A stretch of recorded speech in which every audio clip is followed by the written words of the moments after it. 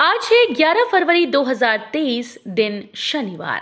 Welcome back to clean news UP. चलिए देखते हैं उत्तर प्रदेश की 25 फटाफट बड़ी खबरों को। इससे पहले आप न्यूज को कहां से देख रहे हैं हमें कमेंट में बताना बिल्कुल ना भूलें। साथ ही हमारे फेसबुक पेज को भी फॉलो करें। फेसबुक पेज का लिंक डिस्क्रिप्शन में दिया गया है। निवेश से यूपी में बदल सकती है खेती की दिशा, खुल सकती है ड्रोन आधारित खेती की राह।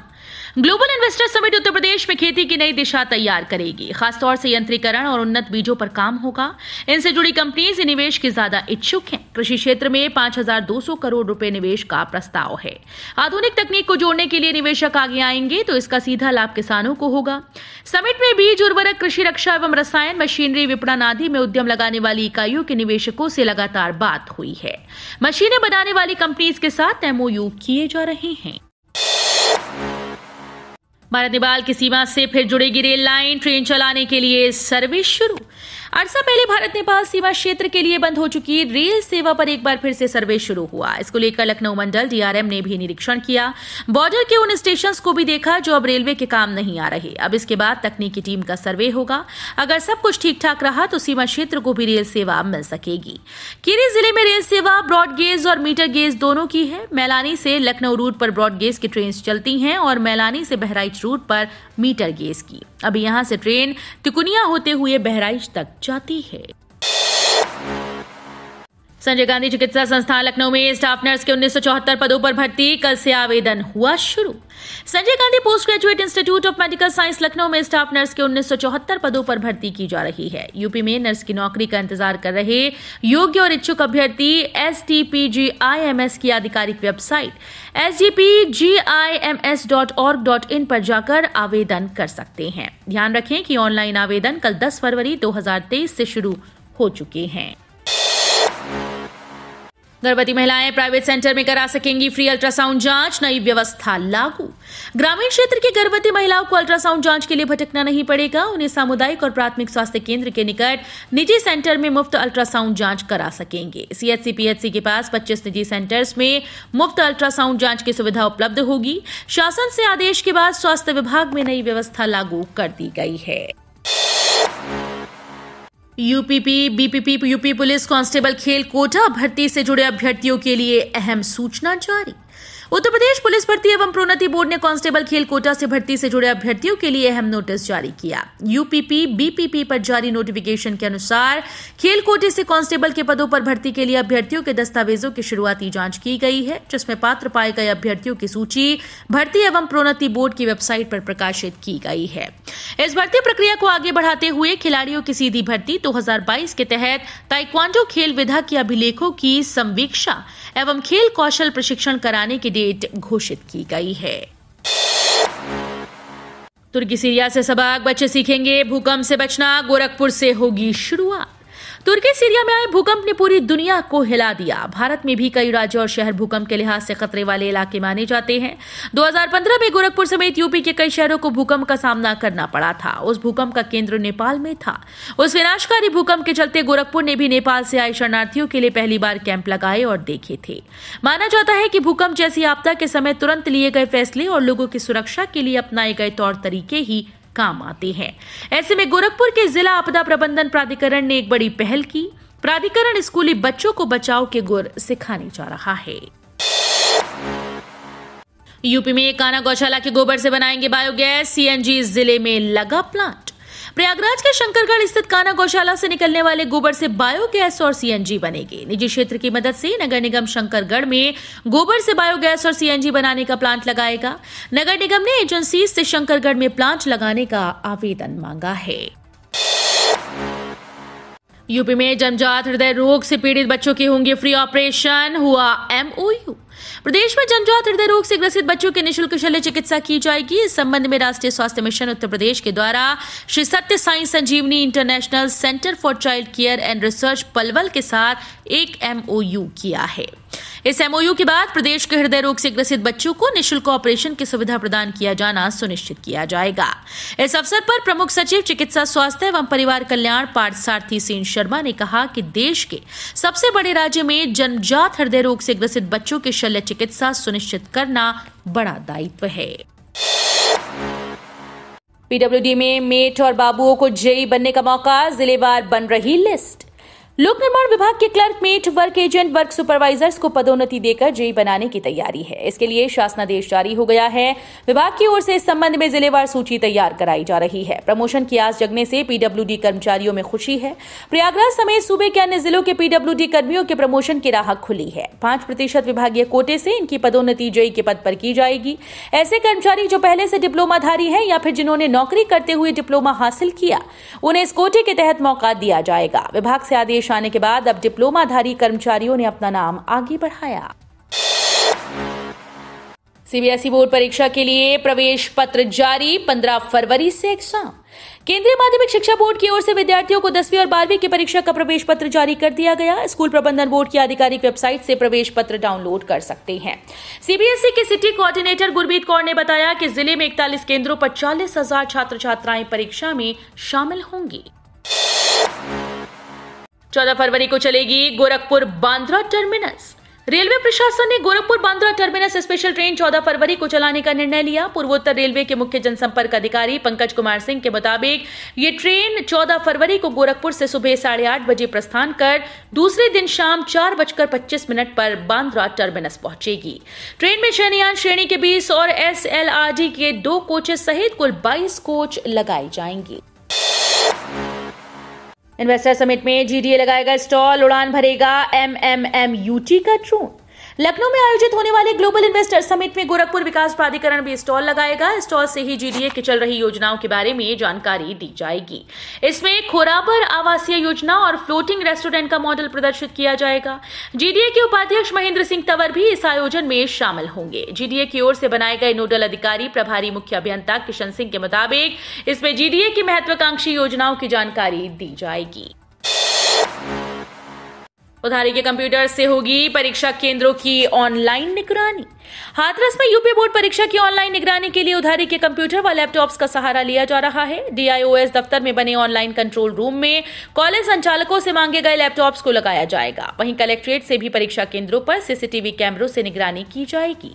जिले भर में बनाए गए 100 परीक्षा केंद्रों पर यूपी बोर्ड के 51,000 से अधिक परीक्षार्थी परीक्षा में शामिल होंगे।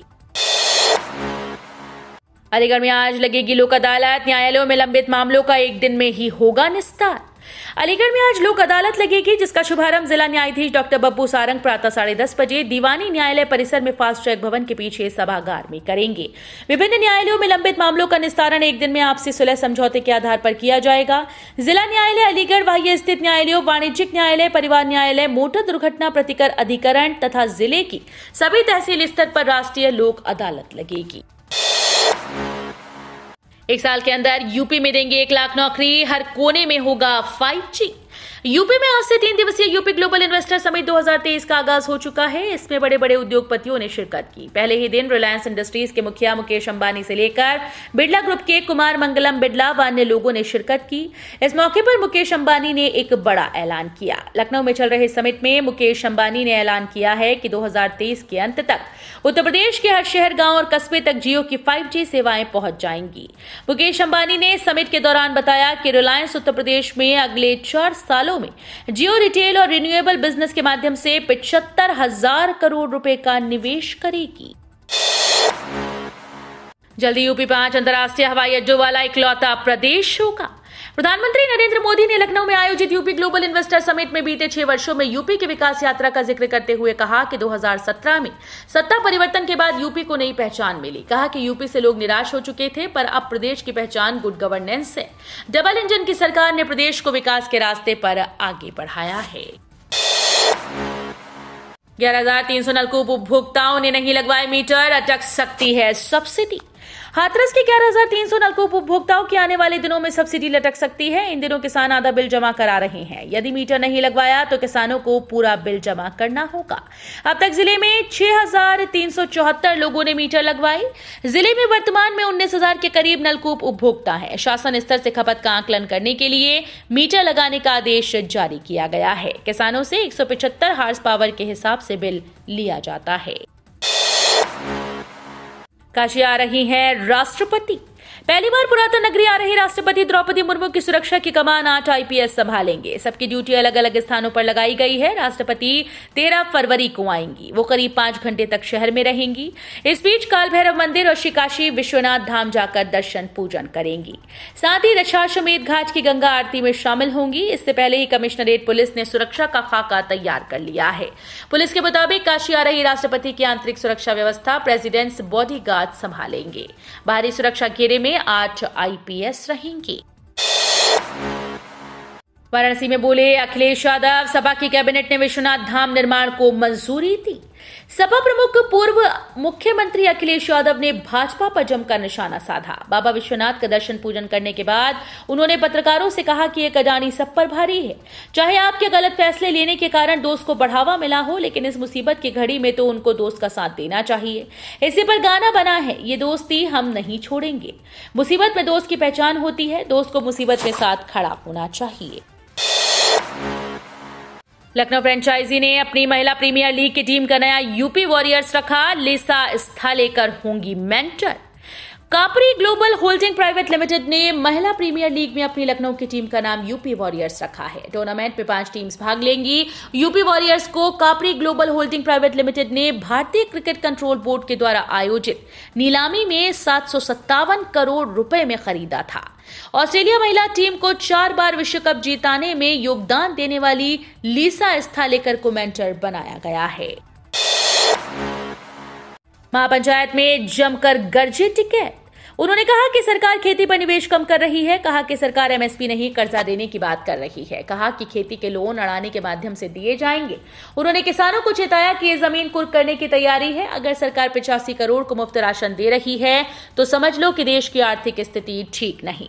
युद्धवीर सिंह ने कहा कि 20 मार्च को पूरे देश का किसान एक साथ दिल्ली कूच करेगा। रोहित के बाद जडेजा, अक्षर ने बांधा समा। नागपुर टेस्ट के दूसरे दिन छाई टीम इंडिया। भारत और ऑस्ट्रेलिया के बीच 4 मैचेस की टेस्ट सीरीज का पहला मुकाबला नागपुर में खेला जा रहा है। इस टेस्ट मैच पर टीम इंडिया की पकड़ मजबूत हो गई है। दूसरे दिन का खेल समाप्त होने तक भारत ने अपनी पहली पारी में 7 विकेट पर 321 रन बना लिए थे, यानी कि टीम इंडिया की कुल बढ़त अब 144 रनों की हो गई। स्टंप के समय तक रविंद्र जडेजा 66 और अक्षर पटेल 52 रन बनाकर खेल रहे थे। सीएम मनोहर लाल खट्टर के नाम से जारी हुआ मृत्यु प्रमाण पत्र। यूपी से हरियाणा तक खलबली। शरारती तत्वों की एक ऐसी कारस्तानी सामने आई जिससे यूपी से हरियाणा तक खलबली मच गई है। किसी ने हरियाणा के मुख्यमंत्री मनोहर लाल खट्टर के नाम का मृत्यु प्रमाण पत्र बनाकर निर्वाचन आयोग की वेबसाइट पर अपलोड कर दिया। प्रमाण पत्र जारी करने वाली संस्था के आगे सोनभद्र के पन्नूगंज शाहगंज PHC का उल्लेख है। मामला सामने आने के बाद प्रशासनिक अमले में खलबली मच गई। गौर फरमाने वाली बात है कि सोनभद्र जिले में न पन्नूगंज में कोई PHC है और न ही शाहगंज में।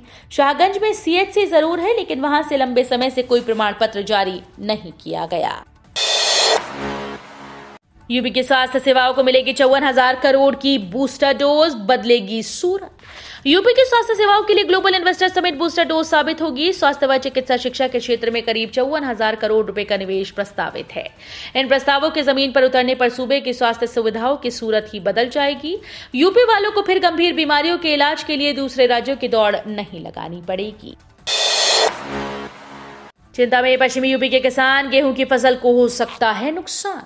पश्चिमी यूपी के किसान 15 से 20 जनवरी तक गेहूं की पछेती प्रजाति की बुआई करते हैं। ऐसे में वर्तमान मौसम गेहूं की फसल के लिए अनुकूल नहीं। गेहूं की फसल के लिए तापमान कम होना चाहिए और मौसम में नमी होनी चाहिए, लेकिन यहां फरवरी की शुरुआत से ही मौसम के तेवर तल्ख होने लगे।